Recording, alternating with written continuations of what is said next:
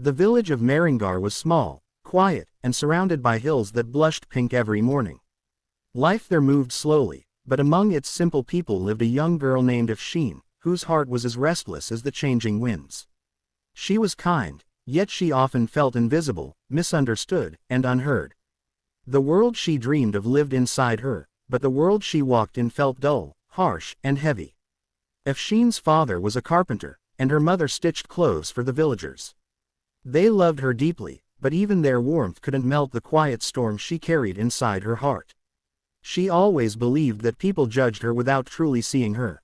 Every time someone criticized her work or misunderstood her intentions, she felt as if they were scratching wounds no one else knew existed. One day, while returning from school, Afshin passed by an old abandoned house on the edge of the village. For years, children whispered that it was haunted, but Afshin wasn't afraid. She felt strangely pulled toward it, as if something inside called her name. Curiosity nudged her steps forward until she found herself standing inside the dusty hall. The air smelled of forgotten memories and quiet shadows. In the center of the room stood a large, cracked mirror, taller than her and framed with patterns carved in fading gold. But what captured her attention wasn't its size. It was her reflection, because it didn't look like her. Instead of the frown she wore, the mirror showed her smiling peacefully. Instead of tired eyes filled with unspoken pain, it showed eyes shining with confidence and grace. Her reflection looked free, alive, whole, jolted. Afshin stepped back. "This isn't me," she whispered. A soft voice echoed behind her. "It is you, just the part you forgot to see." Startled, she turned around to find an old woman dressed in a simple white shawl, her eyes gentle like moonlight. She didn't look scary at all, more like someone who carried 1,000 stories in her wrinkles. Who are you?" Afshin asked. The woman smiled. "Someone who guards the mirror of heart. This mirror doesn't show your face. It shows your truth." Afshin looked again. The bright reflection stared back, patient and calm. "But I'm not like that," she said. "I'm not confident. I'm not strong. I'm not peaceful." The woman stepped closer. "My child, the world often reflects only dust, not diamonds. People see what their eyes allow, but the heart sees deeper. This mirror shows what you can be, what you already are inside." Afshin's eyes filled with tears. "Then why don't others see me like this?" "Because," the woman answered gently, "you stopped seeing yourself like this. When the heart becomes cloudy with hurt, the world becomes a harsh mirror. Clear the heart, and everything else will shine." The words wrapped around her like a warm blanket. She stared at her reflection again, slowly lifting her hand to touch the mirror. To her shock, her reflection stepped forward and placed its hand against hers, from inside the glass. It felt warm, alive, almost real. "Why are you showing me this?" Afshin whispered. Her reflection smiled softly. "To remind you that your worth doesn't come from others' opinions. It comes from the goodness inside you, the dreams you carry, the love you give, the intentions you hold. Your heart is the real mirror. When it is clear, the world cannot dim your shine." Something inside her cracked open like a seed finding light. She felt her fears loosening, her doubts dissolving.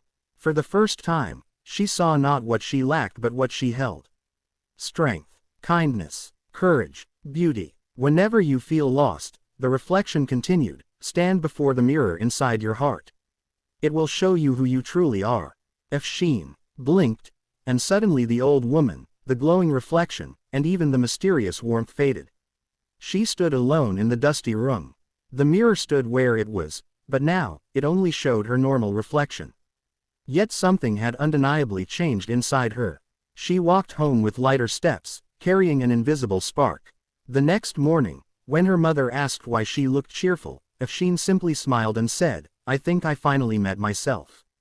Days passed, and Afshin slowly became a different version of herself, not because she forced herself to, but because she had begun to see her own worth.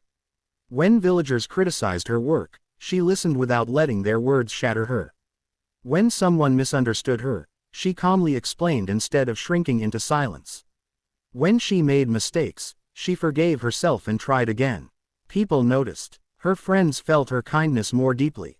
Her parents saw her confidence growing like a blooming flower. Even strangers felt warmth in her presence.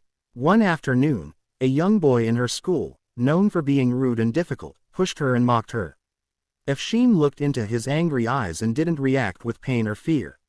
Instead, she said softly, "You don't have to hurt others to hide your own hurt."